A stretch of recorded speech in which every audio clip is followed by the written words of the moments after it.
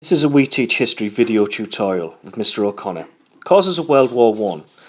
What was the arms race and how did this arms race result in being a major cause of World War I? The main points are as follows. In 1900, the British Empire was the largest in the world, and the largest the world had ever seen. And it was manned by the world's largest navy. Britannia truly did rule the waves. But Germany and the Kaiser wanted to have a strong navy, as strong as Britain.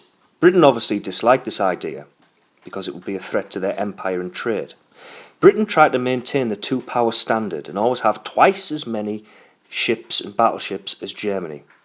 Germany also started to increase her land forces, which threatened France and Germany, so they did so in kind. So you had a situation where everyone was arming their nations in preparation for a coming war.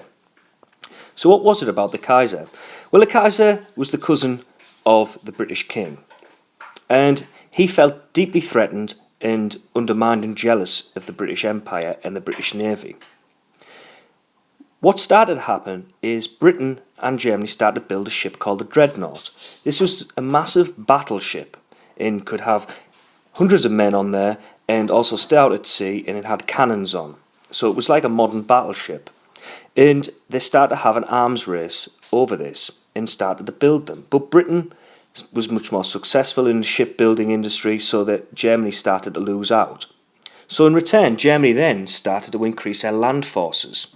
Now this was a direct threat to Russia and France because these countries were neighbours of Germany, and if Germany was going to invade Russia and France, they wouldn't be using the navy, they'd be using land forces. So France and Germany started to increase their land forces, and so did Russia.